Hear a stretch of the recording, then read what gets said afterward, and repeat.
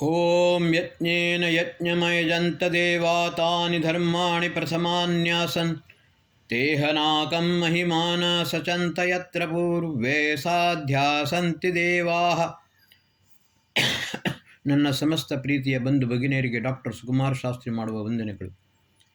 ಬಂಧುಗಳೇ, ಯಜ್ಞೇನ ಯಜ್ಞಮಯಜಂತ ದೇವ, ವಿದ್ವಾಂಸರು, ದೇವತೆಗಳು, ಋಷಿಗಳು ಯಜ್ಞನ ಯಜ್ಞದ ಮುಖಾಂತರ ಯಜ್ಞೋವೈ ವಿಷ್ಣು ಸರ್ವವ್ಯಾಪಕನಾದ ಪರಮಾತ್ಮನ ಸ್ತುತಿ ಉಪಾಸನೆ ಯಜ್ಞವನ್ನು ಮಾಡಿದರು. ಬಂಧುಗಳೇ, ಯಜ್ಞ ಮಾಡುವುದಕ್ಕೋಸ್ಕರ ಒಂದು ನಿಬಂಧನೆ ಇದೆ. ಸಾಮಾನ್ಯ ಅಗ್ನಿಹೋತ್ರವಾದರೆ ಯಾರೂ ಕೂಡ ಮಾಡಬಹುದು. ಆದರೆ ಯಜ್ಞವನ್ನು ಮಾಡುವುದಾದರೆ ಒಂದು ನಿಬಂಧನೆ ಇದೆ. ಮಹರ್ಷಿ ಯಾಜ್ಞವಲ್ಕ್ಯರು ಶತಪಥ ಬ್ರಾಹ್ಮಣದಲ್ಲಿ ಹೇಳಿದ್ದಾರೆ, ಅಯಜ್ಞೋ ವಾ ಯೇಷಯೋ ಅಪತ್ನೀಕಃ. ಯಾವುದೇ ರೀತಿಯ ಯಜ್ಞವನ್ನು ಮಾಡುವುದಾದರೆ, ಯಾಗವನ್ನು ಮಾಡುವುದಾದರೆ, ಮಹಾಯಾಗವನ್ನು ಮಾಡುವುದಾದರೆ ಸಪತ್ನೀಕನಾಗಿಯೇ ಮಾಡಬೇಕು. ನಾವು ಗೃಹ್ಯಕರ್ಮ ಅಥವಾ ಶ್ರೋತಕರ್ಮ ಯಾವುದೇ ಆಗಲಿ, ಮನೆಯಲ್ಲಿ ಹಲವು ಪೂಜೆ ಪುನಸ್ಕಾರಗಳ ಸಮಯದಲ್ಲಿಯೂ ಕೂಡ ಪತ್ನಿಯನ್ನು ಬಲಪಾರ್ಶ್ವದಲ್ಲಿ ಕುಳಿರಿಸಿಕೊಂಡು ಅದನ್ನು ಮಾಡುತ್ತೇವೆ. ಏಕೆಂದರೆ ಧರ್ಮಪತ್ನಿಯ ಸ್ಥಾನ ಮಾತೃಸ್ಥಾನ. ಬಲಪಾರ್ಶ್ವದಲ್ಲಿ ಧರ್ಮಪತ್ನಿಯನ್ನು ಯಾತಕ್ಕೋಸ್ಕರ ನಾವು ಕುಳಿತುಕೊಳ್ಳಿಸುತ್ತೇವೆ ಎಂದು ಹೇಳಿದರೆ, ಮನಸ್ಸಿನಲ್ಲಿಯೂ ಕೂಡ ಕಾಮವಾಸನೆ ಬರಬಾರದು. ಅದರ ನಂತರ ಅವಳು ಧರ್ಮಪತ್ನಿಯಾದ ಕಾರಣ ಯಾವ ರೀತಿ ನಮಗೆ ಡ್ರೈವಿಂಗ್ ಮಾಡುವುದಕ್ಕೋಸ್ಕರ ಅಥವಾ ಕೆಲವು ವಿಷಯದೋಸ್ಕರ ನಮಗೆ ಲೈಸೆನ್ಸ್ ಬೇಕೋ, ಅದೇ ರೀತಿ ಧರ್ಮಪತ್ನಿಯಿಂದಲೇ ನಮಗೆ ಯಜ್ಞಯಾಗಾದಿಗಳನ್ನು ಮಾಡುವುದು ಅಧಿಕಾರವೂ ಸಿಗುತ್ತದೆ. ಇಲ್ಲದಿದ್ದರೆ ಅಯಜ್ಞೋ ವಾ ಯೇಷಯೋ ಅಪತ್ನೀಕಃ. ಯಾರಿಗೆ ಪತ್ನಿ ಇಲ್ಲ, ಯಾರ ಒಟ್ಟಿಗೆ ಪತ್ನಿ ಇಲ್ಲ, ಆ ಪುರುಷನಿಗೆ ಯಜ್ಞಯಾಗಾದಿಗಳನ್ನು ಮಾಡುವ ಅಧಿಕಾರ ಇಲ್ಲ. ಬಂಧುಗಳೇ, ನಾನು ಯಾತಕ್ಕೋಸ್ಕರ ಇದನ್ನು ಹೇಳುತ್ತಾ ಇದ್ದೇನೆ ಎಂದು ಹೇಳಿದರೆ, ಸಾಮಾನ್ಯ ಯಜ್ಞಯಾಗವಲ್ಲ, ಕೋಟಿ ಗಾಯತ್ರಿ ಯಾಗವನ್ನು ಮಾಡುತ್ತಾರೆ, ಹಲವಾರು ಯಜ್ಞಕುಂಡಗಳನ್ನು ಮಾಡುತ್ತಾರೆ, ನೂರಾರು ಋತ್ವಿಜರು ಸೇರಿಕೊಂಡು, ವೈದಿಕರು ಸೇರಿಕೊಂಡು ಯಜ್ಞವನ್ನು ಮಾಡುತ್ತಾರೆ. ಆದರೆ ಒಬ್ಬಳು ಕೂಡ ಸ್ತ್ರೀಯು ಅಲ್ಲಿ ಇರುವುದಿಲ್ಲ. ಯಾಕಂದರೆ ಅವಳಿಗೆ ಇರುವ ಅಧಿಕಾರವೂ ಇಲ್ಲ. ಸ್ತುತಾ ಮಯಾ ವರದಾ ವೇದ ಮಾತಾ ಪ್ರಚೋದಯಂತಾಂ ಪಾವಮಾನಿ ದ್ವಿಜಾನಾಂ ಆಯುಃ ಪ್ರಾಣಂ ಪ್ರಜಾಂ ಪಶುಂ ಕೀರ್ತಿಂ ದ್ರವಿಣಂ ಬ್ರಹ್ಮವರ್ಚಸಂ ಮಹ್ಯಂ ದತ್ವಾ ವ್ರಜತ ಬ್ರಹ್ಮಲೋಕ. ವೇದಮಾತೆಯ ಗಾಯತ್ರಿ, ಅವಳ ಸ್ತುತಿಯ ಅರ್ಚನೆ ಉಪಾಸನೆ ಯಜ್ಞ ಮಾಡಿದರೆ ನಮಗೆ ಸಕಲ ಸಂಪತ್ತೂ ಲಭ್ಯವಾಗುತ್ತದೆ. ಅದನ್ನು ಅವಳು ಯಥೇಚ್ಛವಾಗಿ ಕೊಡುತ್ತಾಳೆ ಗಾಯತ್ರಿ ಮಾತೆ. ಗಾಯತ್ರಿ ಮಂತ್ರಕ್ಕೆ ವಿಶ್ವಾಮಿತ್ರ ಗಾಯತ್ರಿ ಎಂದು ಹೇಳುತ್ತಾರೆ. ಬ್ರಹ್ಮಶ್ರೀ ವಸಿಷ್ಠರಿಂದ ಆಶೀರ್ವಾದವನ್ನು ಪಡೆದು ಮಹರ್ಷಿ ವಿಶ್ವಾಮಿತ್ರರು ತಪಶ್ಚರ್ಯೆಯನ್ನು ಮಾಡಲು ಹೋಗುತ್ತಾರೆ. ಅದರ ಮೊದಲು ವಸಿಷ್ಠರು ಹೇಳುತ್ತಾರೆ, ವಿಶ್ವಾಮಿತ್ರ, ಇಷ್ಟರ ತನಕ ಗಾಯತ್ರಿ ಮಂತ್ರದ ಸಾಕ್ಷಾತ್ಕಾರವಾಗಿಲ್ಲ. ಅದನ್ನು ಮಾಡುವ ಯೋಗ್ಯತೆ ನಿನಗೆ ಮಾತ್ರ ಇದೆ. ನೀನು ಇದನ್ನು ಮಾಡಬೇಕು. ಇದು ತ್ರೇತಾಯುಗದ ಸಮಯ, 9 ಲಕ್ಷ ವರ್ಷಗಳ ಹಿಂದಿನ ಮಾತು. ಮಹರ್ಷಿ ಚರಕ ಸಂಹಿತೆಯಲ್ಲಿ ಬರೆಯುತ್ತಾರೆ, ಯುಗ ಧರ್ಮದ ಅನುಸಾರ ತ್ರೇತಾಯುಗದಲ್ಲಿ ಮನುಷ್ಯನ ಆಯುಷ್ಯ ಸಾಮಾನ್ಯ ಆಯುಷ್ಯ 300 ವರ್ಷ. ಆದರೆ ತನ್ನ ಯೋಗ ಬಲದಿಂದ 1200 ವರ್ಷಗಳಷ್ಟರ ಕಾಲ ಬದುಕಬಹುದು ಅಂತ ಬಲ್ಲವರು ಹೇಳುತ್ತಾರೆ. ಮಹರ್ಷಿ ವಿಶ್ವಾಮಿತ್ರರು ಗಾಯತ್ರಿ ಮಂತ್ರದ ಸಾಕ್ಷಾತ್ಕಾರವನ್ನು ಮಾಡುವುದಕ್ಕೋಸ್ಕರ 400 ವರ್ಷ ತಪಶ್ಚರ್ಯೆಯನ್ನು ಮಾಡಿದರು. 400 ವರ್ಷ ತಪಶ್ಚರ್ಯೆಯನ್ನು ಮಾಡಿದ ನಂತರ ಅವರಿಗೆ ಒಂದು ಶರೀರವಾಣಿಯು ಕೇಳಿಸಿತು. ವಿಶ್ವಾಮಿತ್ರ, ಸಾಕ್ಷಾತ್ಕಾರ ಆಗಬೇಕಾದರೆ ಒಂದು ನಿಬಂಧನೆ. ಅದನ್ನು ಪಾಲಿಸಲೇಬೇಕು. ಪಂಚಜನ ಮಮ ಹೋತ್ರಂ ದ್ವಿಷಧ್ವಂ. ಮಹರ್ಷಿ ಯಾಜ್ಞವಲ್ಕ್ಯರು ಶತಪಥ ಬ್ರಾಹ್ಮಣದಲ್ಲಿ ಮತ್ತು ಮಹರ್ಷಿ ಯಾಸ್ಕರು ನಿರುಕ್ತದಲ್ಲಿ ಬರೆದಿದ್ದಾರೆ. ಪಂಚಜನ ಅಂತ ಹೇಳಿದರೆ ಬ್ರಾಹ್ಮಣ, ಕ್ಷತ್ರಿಯ, ವೈಶ್ಯ, ಶೂದ್ರ, ನಿಷಾಧಸ್ತು ಪಂಚಮ. ಅದು ಕೂಡ ಲಿಂಗ ಭೇದ ಇಲ್ಲದೆ ಬ್ರಾಹ್ಮಣನಾಗಲಿ, ಕ್ಷತ್ರಿಯನಾಗಲಿ, ವೈಶ್ಯನಾಗಲಿ, ಶೂದ್ರನಾಗಲಿ ಅಥವಾ ಪರಮ ಚಾಂಡಾಲನೇ ಆಗಲಿ, ಲಿಂಗ ಭೇದ ಇಲ್ಲದೆ ಪುರುಷನಾಗಲಿ ಸ್ತ್ರೀಯಾಗಲಿ ಪ್ರತಿಯೊಬ್ಬನಿಗೂ ಕೂಡ ಜಪ ತಪ ಅನುಷ್ಠಾನವನ್ನು ಮಾಡುವಂಥ ಅಧಿಕಾರ ಪೂರ್ಣವಿದೆ. ಎಲ್ಲರಿಗೂ ಉಪದೇಶವನ್ನು ನೀಡುತ್ತಿ ಎಂದು ಹೇಳಿಕೊಂಡು ನನಗೆ ವಚನವನ್ನು ಕೊಡು, ಆಗ ಮಾತ್ರ ಸಾಕ್ಷಾತ್ಕಾರಳಾಗುತ್ತೇನೆ. ಬಂಧುಗಳೇ, ಮಹರ್ಷಿ ವಿಶ್ವಾಮಿತ್ರರು ತಥಾಸ್ತು ಎಂದು ಹೇಳಿದರು. ಅದೇ ಪ್ರಕಾರ ಪುನಃ 400 ವರ್ಷಗಳಷ್ಟು ಕಾಲ ಈ ವಿಶ್ವಕ್ಕೆ ಗಾಯತ್ರಿ ಮಂತ್ರದ ಉಪದೇಶವನ್ನು ಮಾಡಿದರು. ಆಚಾರ್ಯ ಶಂಕರಾಚಾರ್ಯರು, ರಾಮಾನುಜಾಚಾರ್ಯರು ಸ್ತ್ರೀ ಶೂದ್ರವನಾದೀಯಾತಾಂ, ಸ್ತ್ರೀಯರಿಗೆ ಮತ್ತು ಶೂದ್ರರಿಗೆ ವೇದದ ಆಗಲಿ ಗಾಯತ್ರಿ ಮಂತ್ರವನ್ನು ಹೇಳುವ ಅಧಿಕಾರವನ್ನು ಇಲ್ಲ ಎಂದು ಹೇಳಿದರು. ಮಧ್ವಾಚಾರ್ಯರು ಬ್ರಹ್ಮವಾದಿನಿಗಳು ಮಾತ್ರ ಅದನ್ನು ಹೇಳಬಹುದು ಎಂದು ಹೇಳಿದರು. ನಾನು ಒಂದು ಮಾತನ್ನು ಕೇಳುತ್ತೇನೆ, ಗರ್ಭದಿಂದ ಬರುವಂದಾಗಲೇ ಅಥವಾ ಜನ್ಮದಿಂದಲೇ ಪುರುಷನಿಗಾಗಲಿ ಸ್ತ್ರೀಗಾಗಲಿ ಗಾಯತ್ರಿ ಮಂತ್ರ ತಿಳಿಯಲು ಸಾಧ್ಯವೇ? ಅಥವಾ ಅವಳು ಬ್ರಹ್ಮವಾದಿನಿ ಆಗಲು ಸಾಧ್ಯವಿದೆ? ಗರ್ಭದಿಂದಲೇ ಯಾರೂ ಕೂಡ ಬ್ರಹ್ಮವಾದಿನಿ ಆಗಲು ಸಾಧ್ಯವಿಲ್ಲ. ಗಾರ್ಗಿ, ಮೈತ್ರಿ ಅಂತ ಬ್ರಹ್ಮವಾದಿನಿಯರಾಗಿದ್ದಾರೆ. ಬಂಧುಗಳೇ, ವೇದವನ್ನು ಕಲಿತ ನಂತರವೇ ಅವನು ಬ್ರಾಹ್ಮಣನಾಗುತ್ತಾನೆ. ಇವರಿಗೆ ಯಾವ ಅರ್ಹತೆಯೂ ಇಲ್ಲ. ಅಧೀತ್ಯ ಬ್ರಾಹ್ಮಣ ಯಾರು, ಭಟ್ಟ ಯಾರು? ವೇದಾನ್ ಅಧೀತ್ಯ ಬಹುಜನಾನ್ ಯ ಅಧ್ಯಾಪಯತಿ ಸ ಏವ ಭಟ್ಟ ಇತರೆ ಭಟಾಶ್ಚ ಅಂತ ಹೇಳ್ತಾರೆ. ಮಹರ್ಷಿ ಪತಂಜಲಿಯವರು ವ್ಯಾಕರಣ ಮಹಾಭಾಷ್ಯದಲ್ಲಿ ಹೇಳಿದ್ದಾರೆ, ಬ್ರಾಹ್ಮಣೇನ ನಿಷ್ಕಾರಣೋ ಧರ್ಮ ಷಡಂಗೋ ವೇದೋಧ್ಯೇಯೋ ಜ್ಞೇಯಶ್ಚೇತಿ. ಯಾವುದೇ ರೀತಿಯ ಕಾರಣ ಅಲ್ಲ, ತನ್ನ ಧರ್ಮ ಕರ್ತವ್ಯ ಪರಮ ಕರ್ತವ್ಯವೆಂದು ತಿಳಿದುಕೊಂಡು ಬ್ರಾಹ್ಮಣನಾದವನು ಷಡಂಗ ಸಹಿತ ವೇದಾಧ್ಯಯನವನ್ನು ಮಾಡಿಕೊಂಡು ಇತರರಿಗೆ ಬೋಧಿಸಬೇಕು. ಆಗ ಮಾತ್ರ ಅವನು ಬ್ರಾಹ್ಮಣನೆನಿಸಿಕೊಳ್ಳುತ್ತಾನೆ. ಬಂಧುಗಳೇ, ನಿಜವಾದ ರೂಪದಲ್ಲಿ ಪುರುಷರಿಗಿಂತ ಹೆಚ್ಚು ಅಧಿಕಾರ ಸ್ತ್ರೀಯರಿಗೆ ಗಾಯತ್ರಿ ಮಂತ್ರದ ಮೇಲೆ ಇದೆ. ಏಕೆಂದರೆ ಅವಳು ಮಾತಾ ನಿರ್ಮಾತೃ ಭವತಿ. ಸ್ತ್ರೀ ಬ್ರಹ್ಮ ಬಭೂವಿಥ ಅಥರ್ವ ವೇದ ಹೇಳುತ್ತದೆ. ಈ ಬ್ರಹ್ಮ ಶಬ್ದಕ್ಕೆ ಅಲ್ಲಿ ಎರಡು ಅರ್ಥವಿದೆ. ಮಹರ್ಷಿ ಯಾಸ್ಕರು ನಿರುಕ್ತದಲ್ಲಿ ಅದನ್ನು ಸ್ಪಷ್ಟಪಡಿಸುತ್ತಾರೆ. ಬ್ರಹ್ಮ ಜಾತೆ ಜಾತೆ ವಿದ್ಯಾಂ ವದತಿ. ಬ್ರಹ್ಮ ಸರ್ವವಿದ್ಯಾ ಸರ್ವವೇದಿತುಮರ್ಹತಿ. ಬ್ರಹ್ಮ ಪರಿವೃಢ ಶ್ರುತತೋ ಬ್ರಹ್ಮ ಪರಿವೃಢ ಸರ್ವತಃ. ಪರಿವೃಢ ಅಂದರೆ ಪರಿತಃ ವ್ರಜತಿ. ಜಾತೆ ಜಾತೆ ವಿದ್ಯಾಂ ವದತಿ.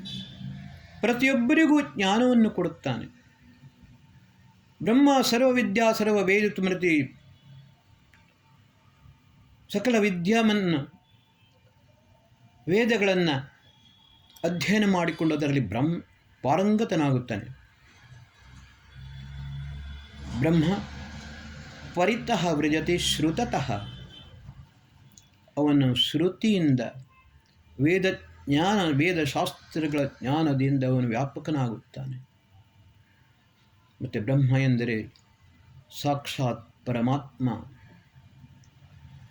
ಸರ್ವವ್ಯಾಪಕನಾದ ಪರಮಾತ್ಮ ನಮಗೆ ಸಂಪೂರ್ಣ ಜ್ಞಾನವನ್ನು ಕೊಟ್ಟ ಪರಮಾತ್ಮ, ಎಲ್ಲರಿಗಿಂತಲೂ ಶ್ರೇಷ್ಠನಾದ ಪರಮಾತ್ಮ. ಅವನು ಸರ್ವವ್ಯಾಪಕ ಅಣುರೇಣು ಕಿರಣಕಾಷ್ಟದಲ್ಲಿ ಇದ್ದುಕೊಂಡು ಸರ್ವಾಂತರ್ಯಾಮಿಯಾಗುತ್ತಾನೆ. ಬಂಧುಗಳೇ, ಬ್ರಹ್ಮ ಜ್ಞಾನಾತೀತಿ ಬ್ರಾಹ್ಮಣ. ಯಾರು ವೇದಾಧ್ಯಯನವನ್ನು ಮಾಡಿಕೊಂಡು ವೇದವನ್ನು ಸರಿಯಾಗಿ ತಿಳಿದುಕೊಂಡಿದ್ದಾರೋ ಅದೇ ರೀತಿ ಬ್ರಹ್ಮನ ಸ್ವರೂಪವನ್ನು ತಿಳಿದಿದ್ದಾರೆ, ಅವರು ಬ್ರಾಹ್ಮಣರೆನ್ನಿಸಿಕೊಳ್ಳುತ್ತಾರೆ. ಆದರೆ ಅವರು ಅರ್ಥ ಮಾಡಿಕೊಳ್ಳಬೇಕು, ತಾಯಿಯ ಗರ್ಭದಿಂದ ಅವರು ಕೂಡ ಬಂದವರೇ. ತಾಯಿ ಮಾತಾ ನಿರ್ಮಾತೃ ಭವತಿ. ಗರ್ಭಾಧಾನದಲ್ಲಿ ಇಳಿದುಕೊಂಡು ಸೀಮಂತೋನ್ನಯನ ಸಂಸ್ಕಾರದ ತನಕ ಗರ್ಭದಲ್ಲೇ ಇರುವಾಗಲೇ ಮಗುವಿಗೆ ಸಂಸ್ಕಾರವನ್ನು ಕೊಡಲಾಗುತ್ತದೆ.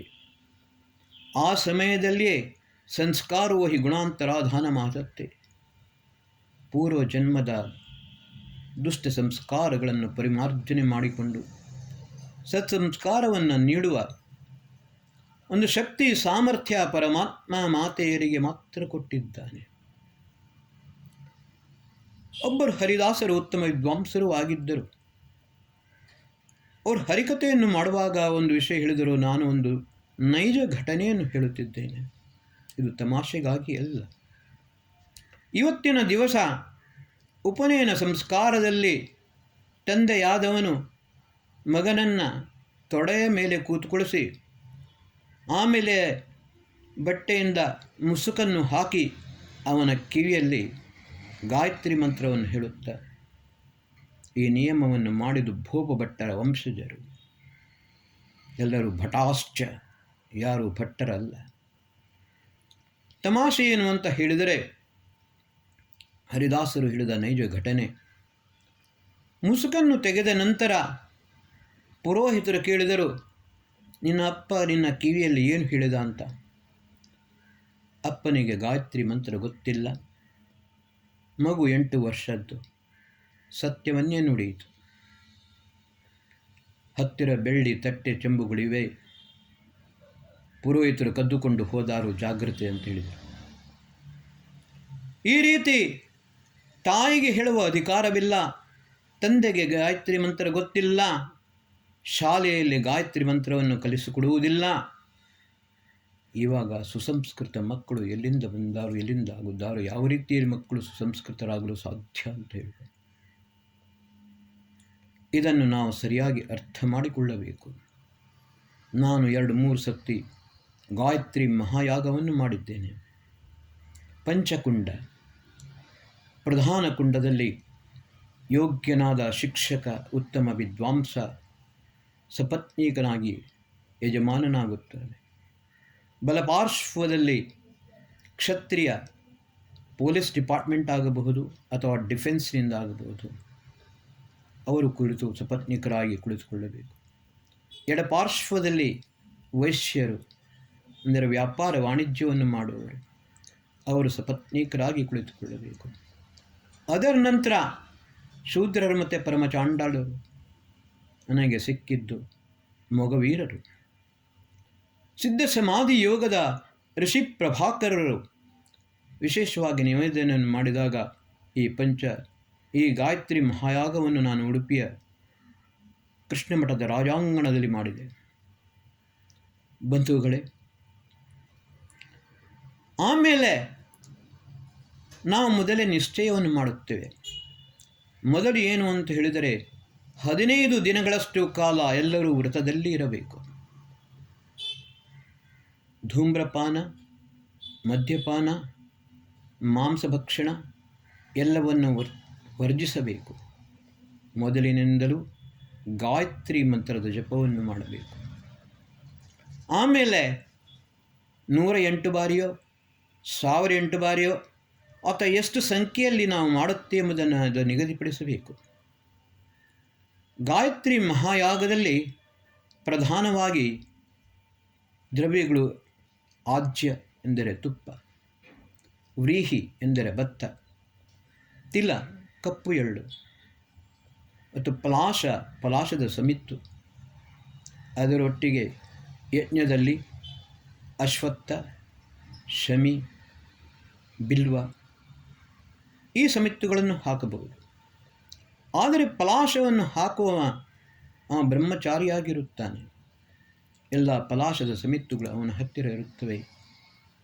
ಯಾವ ರೀತಿ ಗಾಯತ್ರಿ ಮಂತ್ರವನ್ನು ಹೇಳುತ್ತಾ ಹೋಗುತ್ತೆಯೋ, ಒಂದೊಂದು ಮಂತ್ರಕ್ಕೆ ಒಂದೊಂದು ಪಲಾಶ ಅವನು ಸಮಿತ್ತನ್ನು ಹಾಕುತ್ತಾ ಹೋಗ್ತಾನೆ. ಬಂಧುಗಳೇ, 108, 1008 ನೀವು ಎಷ್ಟಕ್ಕೆ ಬೇಕಾದ್ರೆ ಮಾಡಿ, ಅದನ್ನು ಡಿವೈಡ್ ಮಾಡಿ. 50 ಜನರು ದಂಪತಿಗಳು, 100 ಜನ ದಂಪತಿಗಳು ಕೂಡ ಭಾಗವಹಿಸಬಹುದು. ಅವರು ಸಪತ್ನೀಕರಾಗಿ ಬಂದು 8 ಬಾರಿಯೋ 10 ಬಾರಿಯೋ ಗಾಯತ್ರಿ ಮಂತ್ರವನ್ನು ಹೇಳಿಕೊಂಡು ಸಪತ್ನೀಕರಾಗಿ ಆ ಯಜ್ಞದಲ್ಲಿ ಹವಿಸ್ಸನ್ನು ಅರ್ಪಿಸಬಹುದು. ಆದರೆ ಎಲ್ಲರೂ ಕೂಡ ಸಪತ್ನೀಕರಾಗಿದ್ದರು ಮಾತ್ರ ಆ್ಯಕ್ಟಿವ್ ಆಗಿ ಗಾಯತ್ರಿ ಯಜ್ಞದಲ್ಲಿ ಪಾರ್ಟಿಸಿಪೇಟ್ ಮಾಡಬೇಕು.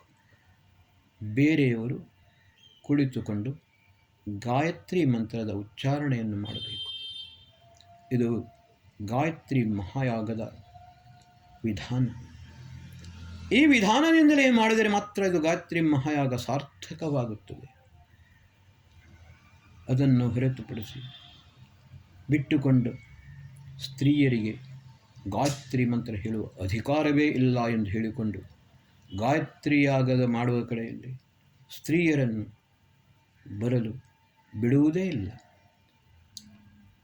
ನಾನು ಕೃಷ್ಣ ಮಠದ ರಾಜಾಂಗಣದಲ್ಲಿ ಗಾಯತ್ರಿ ಮಹಾಯಾಗವನ್ನು ಮಾಡಿದೆ.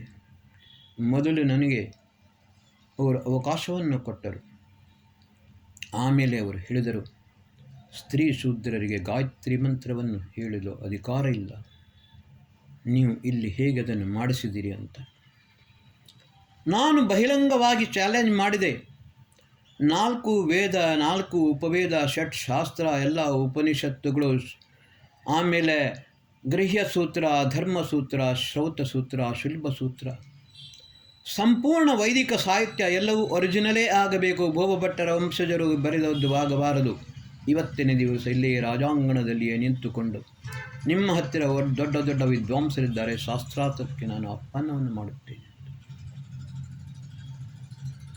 ನಾವು ಈ ರೀತಿಯಲ್ಲಿ ಮಾಡಿದರೆ ಮಾತ್ರ ಅದನ್ನು ನಾವು ಈ ಗಾಯತ್ರಿ ಮಂತ್ರದ ಉಪದೇಶವನ್ನು ಪ್ರತಿಯೊಬ್ಬರಿಗೆ ನೀಡಲು ಸಾಧ್ಯವಿದೆ.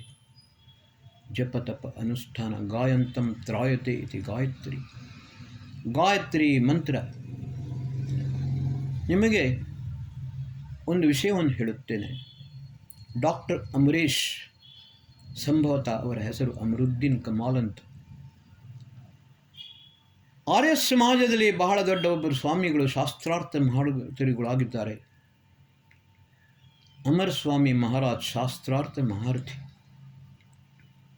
ಅಮರೇಶ್ ಕುರಾನ್ನಲ್ಲಿ ಬಹಳ ದೊಡ್ಡ ಪಂಡಿತರಾಗಿದ್ದರು. ಆದರೆ ಅವರಿಗೆ ಒಂದು ಅಹಂಕಾರವಿತ್ತು. ಅವರು ಸೀದಾ ಅಮರ ಸ್ವಾಮೀಜಿಯವರ ಹತ್ತಿರ ತರ್ಕಕ್ಕೆ ನಿಂತರು. ಮೊದಲ ದಿನವೇ ಅಮರ ಸ್ವಾಮಿಯವರಿಗೆ ತಿಳಿಯಿತು, ಮನುಷ್ಯ ಯೋಗ್ಯ, ಆದರೆ ಸ್ವಲ್ಪ ಅಹಂಕಾರವಿದೆ. ಆರ್ಯ ಸಮಾಜದಲ್ಲಿ ವೇದಗಳ ಒಟ್ಟಿಗೆ ಕುರಾನ್ ಬೈಬಲಿನ ವಿದ್ವಾಂಸರಾದವರು ಇಬ್ಬರು ಮಾತ್ರ. ಒಬ್ಬರು ಅಮರ್ ಸ್ವಾಮೀಜಿ ಮಹಾರಾಜ್ ಶಾಸ್ತ್ರಾರ್ಥ ಮಹಾರಥಿ, ಇನ್ನೊಬ್ಬರು ಪಂಡಿತ ರಾಮಚಂದ್ರ ದೆಹಲ್ವಿ. ಬಂಧುಗಳೇ, ಅಮರ್ ಸ್ವಾಮೀಜಿಯವರು ಬಹಳ ದಿನ ಅವರ ಒಟ್ಟಿಗೆ ತರ್ಕವನ್ನೇ ಮಾಡಿದರು. ಅಮರುದ್ದೀನಿಗೆ ಹೇಳಿದರು, ಎಷ್ಟರ ತನಕ ನೀನು ತರ್ಕ ಮಾಡುತ್ತೀಯೋ ನಾನು ಕೂಡ ಅದನ್ನು ಸಮಜಾಯಿಸಿ ಹೇಳುತ್ತೇನೆ, ಆದರೆ ಮೊದಲು ನಿನ್ನ ಕುರಾನನ್ನು ನಿನಗೆ ತೋರಿಸಿಕೊಡುತ್ತೇನೆ, ಆಮೇಲೆ ವೇದವನ್ನು ಹೇಳಿಕೊಡುತ್ತೇನೆ. ಬಂಧುಗಳೇ, 6 ತಿಂಗಳಗಳಷ್ಟು ಕಾಲ ಅಮರುದ್ದೀನ್ ಕಮಾಲ್ ಪ್ರತಿದಿನ 1 ಗಂಟೆ ಬಂದು ತರ್ಕವನ್ನು ಮಾಡುತ್ತಿದ್ದರು. ಸ್ವಾಮೀಜಿಯವರು ಪ್ರತಿಯೊಂದು ರೀತಿಯಲ್ಲಿ ಅವರಿಗೆ ಉಪದೇಶವನ್ನು ಮಾಡುತ್ತಲೇ ಹೋದರು. ಕೊನೆಗೆ ಶರಣಾಗತರಾಗಿಕೊಂಡು ಆರ್ಯ ಸಮಾಜಕ್ಕೆ ಬಂದರು. ಅಮರ್ ಸ್ವಾಮೀಜಿಯವರಿಗೆ ವೇದಾಭ್ಯಾಸವನ್ನು ಕಲಿಸಿದರು. ಅಮರೇಶ್ ಎಂದು ಹೆಸರಿಟ್ಟರು. ಸ್ವಾಮೀಜಿಯವರ ಮಾರ್ಗದರ್ಶನದಲ್ಲಿಯೇ ಪುನರ್ಜನ್ಮದಲ್ಲಿ PhD ಮಾಡಿದರು ಡಾಕ್ಟರ್ ಅಮರೇಶ್. ಬಂಧುಗಳೇ, ಇದರಲ್ಲಿ ಗುಲ್ಬರ್ಗ ಆರ್ಯ ಸಮಾಜದಲ್ಲಿ ನನ್ನ ಪ್ರವಚನ ಇತ್ತು. ಅದರ ಒಟ್ಟಿಗೆ ಡಾಕ್ಟರ್ ಅಮರೇಶರ ಪ್ರವಚನವನ್ನು ಆಯಿತು. ಅವರು 2 ಪುಸ್ತಕವನ್ನು ಬರೆದಿದ್ದಾರೆ. Why I gave up Islam, ದೀನ ಇಸ್ಲಾಂ ಕ್ಯೂ ತರ್ಕ ಕಿಯಾ ಅಂತ. ಅವರು ಹಲವಾರು ವಿಷಯಗಳನ್ನು ಹೇಳಿದರು. ಆದರೆ ಒಂದು ವಿಷಯ ವಿಶೇಷವಾಗಿ ಹೇಳಿದ್ದರು. ಕುರಾನಿನ ಒಂದು ಆಯತವನ್ನು ಹೇಳಿಕೊಂಡು ಅದರ ಅರ್ಥವನ್ನು ಹೇಳಿದರು. ಕುರಾನ್ ಏಕ್ ಕಿತಾಬ್ ಹೈ, ಜಬ್ ಕಿತಾಬ್ ಸಮಜ್ ಮೇ ನಾ ಆಯೆ ತೋ ಉಮ್ಮೂಲ್ ಕಿತಾಬ್ ಕೋ ದೇಖೋ. ಕುರಾನ್ ಒಂದು ಪುಸ್ತಕ, ಅದು ಅರ್ಥವಾಗದಿದ್ದರೆ ಉಮ್ಮೂಲ್ ಕಿತಾಬ್ ಅಂದರೆ mother of book, that is Yajurveda ಅಂತ ಹೇಳಿದರು. ಯಜುರ್ವೇದದಲ್ಲಿಯೇ ಸಂಪೂರ್ಣ ಗಾಯತ್ರಿ ಮಂತ್ರವಿದೆ. ಬಹಳ ವಿಷಯವನ್ನು ಅವರು ಕೂಡ ಸುಂದರವಾದ ರೀತಿಯಲ್ಲಿ ವ್ಯಾಖ್ಯಾನವನ್ನು ಮಾಡಿದರು. ಆದರೆ ರಾಕ್ಷಸರು ಯಾವತ್ತೂ ರಾಕ್ಷಸರೇ. ಇನ್ನೊಂದು ಸರ್ತಿ ಬೆಂಗಳೂರಿನಲ್ಲಿ ಸಿಕ್ಕಿದಾಗ ನನಗೆ ಡಾಕ್ಟರ್ ಅಂಬರೀಷರು ಹೇಳಿದರು, ಏ ದೇಖಿಯೇ ಶಾಸ್ತ್ರೀಜಿ ಮುಜೆ ಗೋಲಿ ಮಾರ್ದೆ. ಗುಂಡು ಹೊಡೆಯುವಾಗ ಅವರು ತಪ್ಪಿಸಿಕೊಂಡರು. ಭುಜವನ್ನು ಹಚ್ಚಲಾಗಿ ಹೀಗೆ ತಿರುಗಿಸಿಕೊಂಡಿದ್ದು ಮಾಡಿದರು, ಇಲ್ಲಿದ್ದವರು ಎದೆಗೆ ತಪ್ಪಿತ್ತು. ಹಿಂದಿನಿಂದ ಹೋಯ್ತು. ಅವರು ಓಡಿದಾಗ ಅವರಿಗೆ ಕಾಲಿಗೆ ಕೂಡ ಗುಂಡನ್ನು ಹೊಡೆದರು. ನನಗೆ ತೋರಿಸಿದ್ದರು, ದೇಖಿಯೇ ಶಾಸ್ತ್ರೀಜ ಬೀಬಿ ಮೇರೆ ಬಾಂವ್ ಮೇ ಜಾಂಗ್ ಮೇ ಛರ್ರೆ ಹೇ ಅಂತ. ಬಂಧುಗಳೇ, ಸತ್ಯವನ್ನು ಒಪ್ಪಲು ನಿಜವಾದ ಮನುಷ್ಯನು ಮಾತ್ರ ಸಿದ್ಧನಿರುತ್ತಾನೆ. ದಾನವನು ಮತ್ತು ರಾಕ್ಷಸರು ಸತ್ಯವನ್ನು ಒಪ್ಪಲು ಸಿದ್ಧರಿಲ್ಲ. ಅದಕ್ಕೋಸ್ಕರ ಈ ವೇದಾಧ್ಯಯನ ಅದನ್ನು ಮಾಡಬೇಕು. ಸತ್ಯ ಸರ್ವಜ್ಞಾನಮಯೋ ಸ ಧರ್ಮ ಜಿಜ್ಞಾಸಮಾನಾನಾಂ ಪ್ರಮಾಣಂ ಪರಂ ಶ್ರುತಿ ವೇದಶ್ಚಕ್ಷು ಸನಾತನಂ. ವೇದಗಳನ್ನು ವೇದದ ದೃಷ್ಟಿಕೋನದಿಂದಲೇ ನಾವು ಈ ಕನ್ನಡಕವನ್ನು ಹಾಕಿಕೊಳ್ಳುತ್ತೇವೆ. ನಮ್ಮ ಕಣ್ಣು ಮಸಕಾಗಿರುತ್ತದೆ, ಅದಕ್ಕೋಸ್ಕರ ಈ ಕನ್ನಡಕದ ಅಗತ್ಯವಿದೆ. ಅದೇ ರೀತಿ ನಮ್ಮ ಅಂತರ್ಚಕ್ಷು ಕೂಡ ಮಂದವಾಗುತ್ತದೆ. ಮನಸ್ಸು ನಮ್ಮದು ಕಲುಷಿತವಾಗುತ್ತದೆ. ಬುದ್ಧಿಯಲ್ಲಿ ಜ್ಞಾನ ಇರುವುದಿಲ್ಲ. ಇನ್ನೊಂದು ವಿಷಯ ನಿಮಗೆ ಹೇಳುತ್ತೇನೆ. ಸಾಹಿತ್ಯ ಅಂತ ಹೇಳಿದರೆ ಯಾವುದರಲ್ಲಿ ಹಿತವು ನಿಹಿತವಾಗಿದೆಯೋ, ಎಲ್ಲರಿಗೂ ಕಲ್ಯಾಣವನ್ನು ಮಾಡುತ್ತದೆಯೋ ಅದೇ ನಿಜವಾದ ಸಾಹಿತ್ಯ. ಆದರೆ ಆಮೇಲೆ ಸಾಹಿತ್ಯ ಸಮಾಜಕ ದರ್ಪಣ ಹೇ ಅಂತ ಹೇಳಿದರು. ಕನ್ನಡಿಯನ್ನು ಒಡೆದು ಚೂರು ಮಾಡಿಕೊಂಡು ನೋಡು ನಿನ್ನ ಸಮಾಜ ಈ ರೀತಿಯಲ್ಲಿದೆ ಅಂತ. ಬಂಧುಗಳೇ, ರಾಘವೇಂದ್ರ ಪ್ರಭು PUCಗೆ ಮತ್ತು ಡಿಗ್ರಿಗೆ ಟೆಕ್ಸ್ಟ್ ಪುಸ್ತಕ, ಹಿಸ್ಟ್ರಿ ಟೆಕ್ಸ್ಟ್ ಪುಸ್ತಕವನ್ನು ಬರೆಯುತ್ತಿದ್ದರು. ಒಂದು ಸರ್ತಿ ನನ್ನ ಹತ್ತಿರ ಬಂದರು. ಶಾಸ್ತ್ರಿಗಳೇ, ವೈದಿಕ ಕಾಲೀನ ಸಮಾಜದ ಸ್ಥಿತಿಗತಿಯನ್ನು ನನಗೆ ತಿಳಿಸಬೇಕು. ನಾನು ಈ ಸರ್ತಿ ಟೆಕ್ಸ್ಟ್ ಬುಕ್ನಲ್ಲಿ ಅದನ್ನು ಬರೆಯಬೇಕಂತಿದ್ದೇನೆ. ನಾನು ಅವರಿಗೆ ಉತ್ತಮವಾದ ರೀತಿಯಲ್ಲಿ ವರ್ಣ ವ್ಯವಸ್ಥೆ, ಆಶ್ರಮ ವ್ಯವಸ್ಥೆ, ಶಿಕ್ಷಣ ಪದ್ಧತಿ, ನಾರಿಯರ ಸ್ಥಾನಮಾನ, ಗುರುಕುಲದ ವೈಶಿಷ್ಟ್ಯ ಎಲ್ಲವೂ ಕೂಡ ಷೋಡಶ ಸಂಸ್ಕಾರಗಳು, ಹಲವು ವಿಷಯಗಳನ್ನು ನಾವು ವೇದದಲ್ಲಿ ಹೇಳುವುದನ್ನು ಭಾಳ ಸುಂದರವಾಗಿ ಅವರಿಗೆ ಹೇಳಿದೆ. ಅವರು ಸಂಕ್ಷೇಪವಾಗಿ ಆದರೆ ಬಹಳ ಉತ್ತಮವಾದ ರೀತಿಯಲ್ಲಿ ಬರೆದರು. ಬಂಧುಗಳೇ, ಆ ಪುಸ್ತಕವು ಪ್ರಕಟಿತವಾಯಿತು. ಇನ್ನೊಂದು ಸರ್ತಿ ಮೊದಲು ಪ್ರಕಟಿತವಾದ ನಂತರ ಆ ಪುಸ್ತಕ ತೋರಿಸಲು ನನಗೆ ಬಂದು ತೋರಿಸಿದರು. ಭಾಳ ಸುಂದರವಾಗಿ ಬರೆದಿದ್ದರು ಅದನ್ನು. ಎರಡನೇ ಸರ್ತಿ ಬಂದಾಗ ಅವರ ಕಣ್ಣಿನಲ್ಲಿ ನೀರಿತ್ತು. ಕೈಯಲ್ಲಿ ಕೆಲವು ಪತ್ರಗಳಿದ್ದವು. ಅದನ್ನು ನನಗೆ ತೋರಿಸಿದರು. ಬುದ್ಧಿಜೀವಿಗಳು ಎಂದು ಹೇಳಿಕೊಳ್ಳುವ ಬುದ್ಧಿಯೇ ಇಲ್ಲದ ಲಜ್ಜಿ ಜೀವಿಗಳು, ಇದು ಲದ್ದಿ ಜೀವಿಗಳು. ನಮ್ಮ NCERT ಟೆಕ್ಸ್ಟ್ ಪುಸ್ತಕವನ್ನು ಮಾಡುವುದರಲ್ಲಿ ಕಮ್ಯುನಿಸ್ಟರು ಮತ್ತು ಈ ಲದ್ದಿ ಜೀವಿಗಳು ಜಾಸ್ತಿ ಇದ್ದಾರೆ. ಹಲವಾರು ಪತ್ರಗಳಲ್ಲಿ ಅವರಿಗೆ ಬಾಯಿ ಬಂದ ಹಾಗೆ ಬೈದುಕೊಂಡು, ನಿನಗೆ ಇದನ್ನು ಬರೆಯುವ ಅಧಿಕಾರ ಯಾರು ಕೊಟ್ಟದ್ದು, ಇದನ್ನು ತೆಗಿ ಅಂತ ಹೇಳಿದರು. ಆಮೇಲೆ ಯುನಿಟಿ ಇನ್ ಡೈವರ್ಸಿಟಿ ಅಂತ ಹೇಳಿಕೊಂಡು ಅದರಲ್ಲಿ ಭಾರತವೂ ಇಲ್ಲ, ಭಾರತೀಯತೆಯೂ ಇಲ್ಲ. ಇಂಡಿಯಾ, ಬ್ರಿಟಿಷರು ತೋರಿಸಿದ ಇಂಡಿಯಾ ಅದನ್ನು ಮಕ್ಕಳಿಗೆ ಹೇಳುವಂಥದ್ದು. ಅದನ್ನು ಯುನಿಟಿ ಆ್ಯಂಡ್ ಡೈವರ್ಸಿಟಿ ಅಂತ ಮಾಡಿಕೊಂಡು ಏನೇನೋ ಮಾಡಿಕೊಂಡು ಟೆಕ್ಸ್ಟ್ ಪುಸ್ತಕ ರಚನೆಯನ್ನು ಮಾಡಿದರು. ಬಂಧುಗಳೇ, ನಾನು ಇದನ್ನು ಯಾತಕ್ಕೋಸ್ಕರ ಹೇಳುತ್ತಾ ಇದ್ದೇನೆ. ಮಾತಿಗೆ ವೇದವನ್ನು ಕಲಿಯುವ ಅಧಿಕಾರವಿಲ್ಲ, ಗಾಯತ್ರಿ ಮಂತ್ರವನ್ನು ಹೇಳುವ ಅಧಿಕಾರವಿಲ್ಲ, ಅಪ್ಪನಿಗೆ ಅದರ ಜ್ಞಾನವಿಲ್ಲ, ಶಾಲೆಯಲ್ಲಿ ಗುರುಗಳಿಗೆ ಗೊತ್ತಿಲ್ಲ. ಇಂತಹ ಪರಿಸ್ಥಿತಿಯಲ್ಲಿ ನಮ್ಮ ಮಕ್ಕಳ ಏನಾಗಬೇಕು? ನಾವು ಮಕ್ಕಳ ಮೇಲೆ ದೋಷವನ್ನು ಹಾಕಲು ಸಾಧ್ಯವಿಲ್ಲ. ಆದರೆ ಸಮಾಜದ ಸಂಪೂರ್ಣ ಪರಿವರ್ತನೆ ಆಗಲೇಬೇಕು. ಆಗ ಮಾತ್ರ ನಮ್ಮ ಈ ಧರ್ಮ ಉಳಿಯುತ್ತದೆ, ಶಾಶ್ವತವಾಗಿ ಇರುತ್ತದೆ. ಇದರ ರಕ್ಷಣೆಯನ್ನು ಮಾಡುವ ಜವಾಬ್ದಾರಿ ನಮ್ಮ ಪ್ರತಿಯೊಬ್ಬನ ಮೇಲೆಯೂ ಇದೆ. ಪ್ರತಿಯೊಬ್ಬ ವೈದಿಕ ಸತ್ಯ ಸನಾತನ ಹಿಂದೂ ಧರ್ಮಗಳ ಮೇಲೆ ಇದೆ.